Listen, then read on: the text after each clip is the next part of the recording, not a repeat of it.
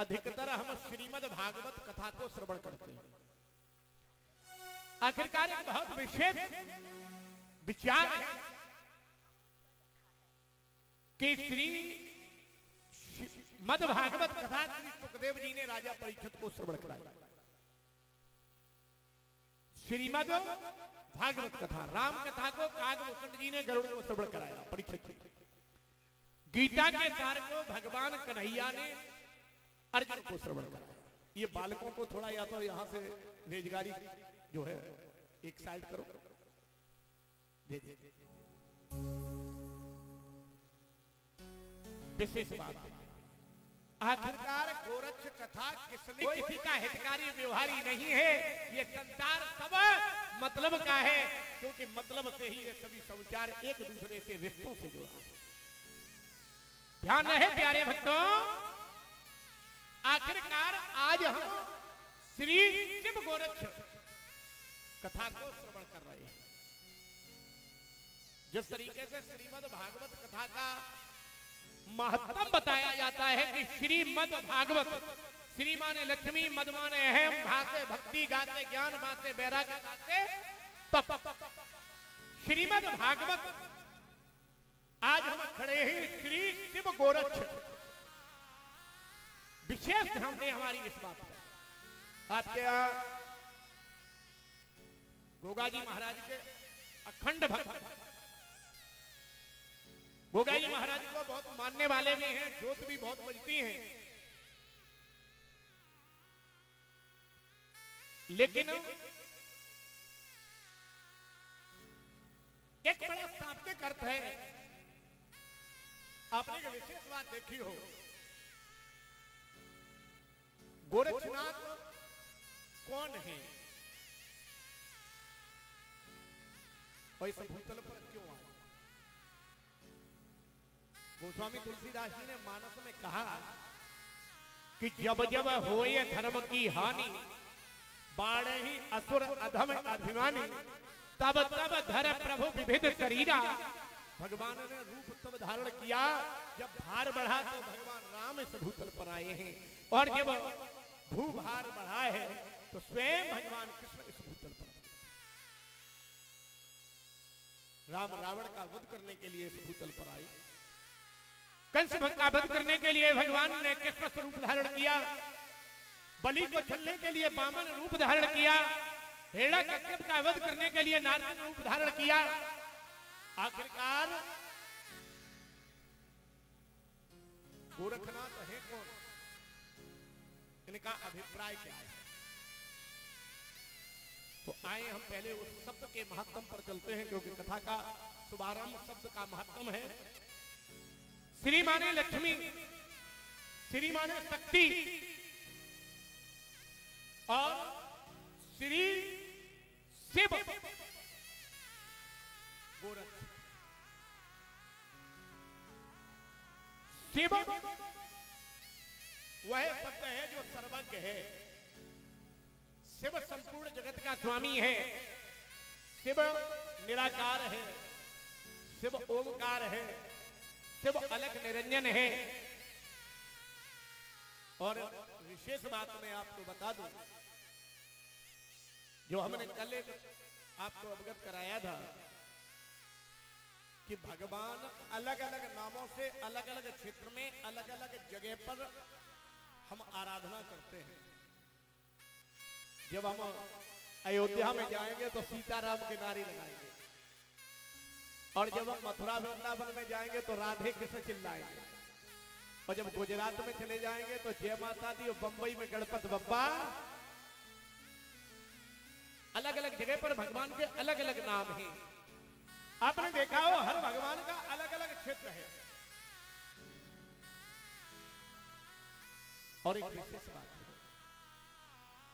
आखिरकार गोस्वामी तुलसीदास जी ने लोगों को सचेत किया, अवगत कराया। बोले हरि अनंत, बोले भगवान अनंत है, भूल में मत रहना, एक नहीं है। हरि अनंत, हरि कथा अनंता, भगवान की अनंत कथाएं हैं। कहीं राम कथा है, कहीं कृष्ण कथा है, कहीं गोरखनाथ जी की कथा है, अब तो बौद्ध जी की भी कथा होने लगी। लेकिन मानस में एक शंका और कर दी गोस्वामी जी, लिख दिया आगे, बोले हरि व्यापक सर्वज्ञ समाना। व्यापक माने हर जगह, और जब हरि व्यापक है तो वो कौन सा है जो सब जगह है? और जो सब जगह है वो माया से परे है। गोरखनाथ कोई साधारण नाम नहीं है। लोग कह दिया करते गोबर से पैदा हो गए गोरखनाथ जी हो गए।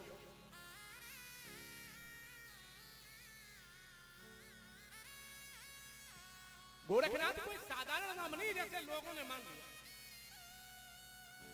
शिव गोरख शुभ नाम को रटते शेष महेश पार्वती बंदन करे गुण भी गात गणेश। नाथ रेशमी बिल्कुल प्रमाणित है। भगवान राम ने दीक्षा ली है गोरखनाथ जी से, हनुमान जी ने दीक्षा ली है, कानों में कुंडल पड़ाए, बंकुनाथ नाम पड़ा। आखिरकार व्यापक कहां है? मेरे प्यारे भक्तों, श्री शिव, हम अगर भगवान राम का नाम लेते तो सीताराम, और अगर हम कन्हैया जी का नाम लेते तो राधा कृष्ण, और अगर हम परीक्षित जी भोले बाबा का नाम लेंगे तो गौरी शंकर, अगर हम नारायण भगवान को याद करेंगे तो लक्ष्मी नारायण। ऐसा कोई नाम हो आप लोग जानते हो तो खड़े होकर बता दें जिसमें शक्ति का नाम पहले ना आता हो, पुरुष का पहले आ रहा हो, किसी देवता का नाम हो, बताओ कोई नाम है?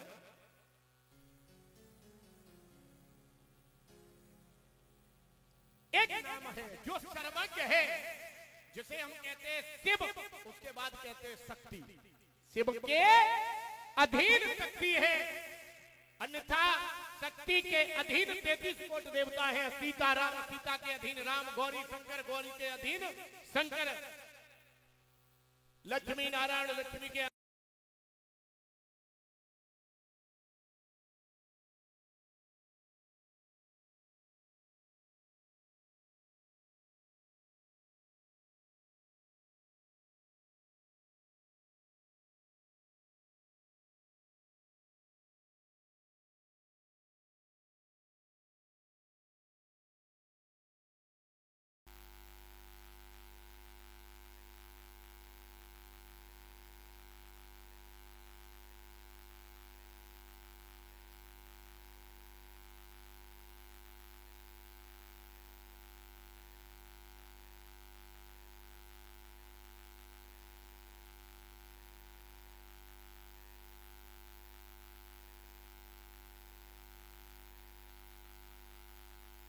बोल जौहर वीर महाराज की जय। यानी कि शिव गोरक्ष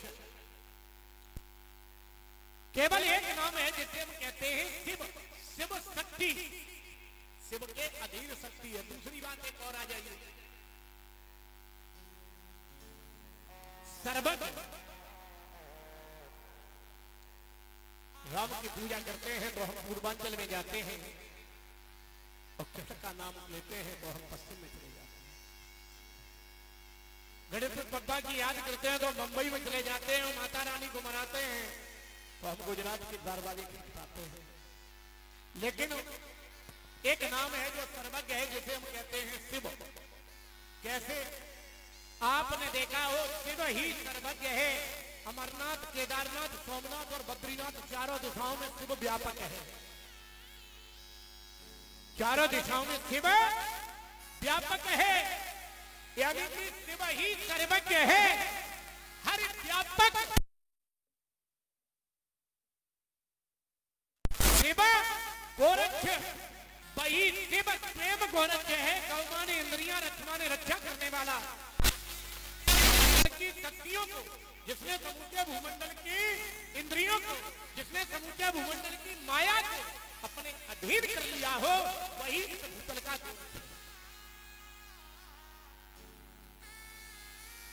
जाहर जग में जिसने अपने नाम का डंका बना दिया हो। एक बात निश्चित है, इस संसार में हमारे 33 कोटि देवताओं में कोई ऐसा देवता नहीं है जो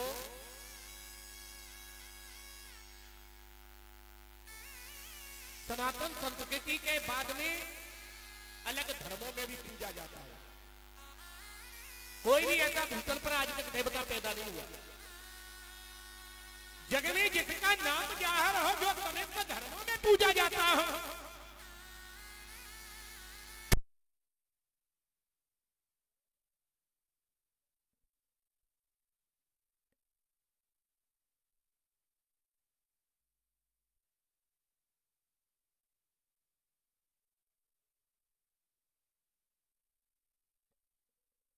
पूजा जाता हो वह जाहिर है।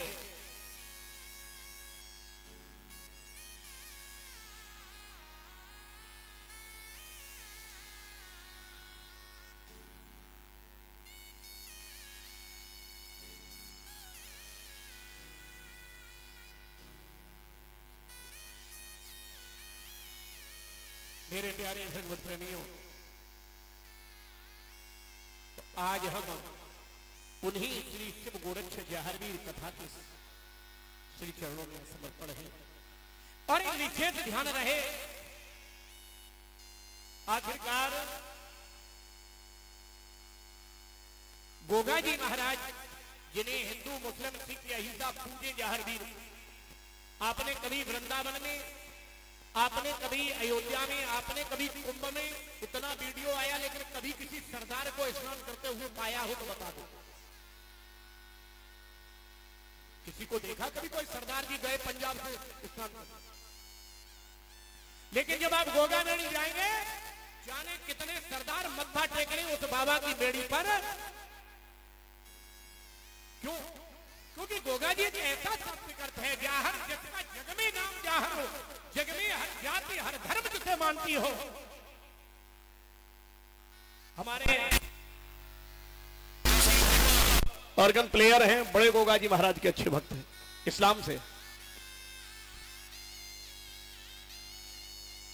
ध्यान रहे मेरे प्यारे भगवत प्रेमियों, जाहरवीर महाराज हर जाति हर धर्म पर अपने आप को समर्पण किए हैं। हिंदू मुस्लिम सिख अहिंसा पूजे गोगावीर को। सच ये है, आज हम उन जाहरवीर उन गोरखनाथ के श्री चरणों में समर्पण हैं। आए, आखिरकार श्रीमद् भागवत तो श्री सुखदेव जी ने राजा परीक्षित को श्रवण कराई, राम कथा को काकभूषण जी ने गरुड़ को श्रवण कराया, गीता के सार को भगवान कन्हैया ने अर्जुन को श्रवण कराया है। लेकिन श्री शिव गोरक्ष कथा किसने और किसको श्रवण? मूल बात तो यह है, श्रवण तो कराई, लेकिन कृष्ण कथा हमें मोक्ष की प्राप्ति कराती है, राम कथा हमें मर्यादा सिखाती है, गीता से हमें ज्ञान की प्राप्ति होती है, गोरक्ष कथा हमें क्या फल देती है। भाई हम क्या औषधि खा रहे हैं, हम क्या दवाई खा रहे हैं, उसका फल क्या है? मेरे प्यारे भक्तों, आते हैं हम गोगा जी महाराज के श्री चरणों में। शहर ददरेवा जो एक अनूठा संगम है, जहां समूचे विश्व में आज तक गोगा जी महाराज के 5वीं पीढ़ी पूर्व के एक राजा हुए हैं, जिनका नाम गंगाधर राव चौहान हुआ। और जब पुराणों को मैंने बहुत ज्यादा देखा तो उसमें से तो एक बात ये निकल के आई कि ये मथुरा का ही वंश आगे चलकर पहुंचा, क्योंकि राव शब्द से जब संबोधन हुआ। चौहान कहां हुए ये भी हम आपको बताएंगे। पुराणों में केवल गंगाधर राव लिखा है। हाँ, तुमने कि आज गड़बड़ कर दो गोगा जी महाराज को, ठाकुरते हुए लग कर रहे।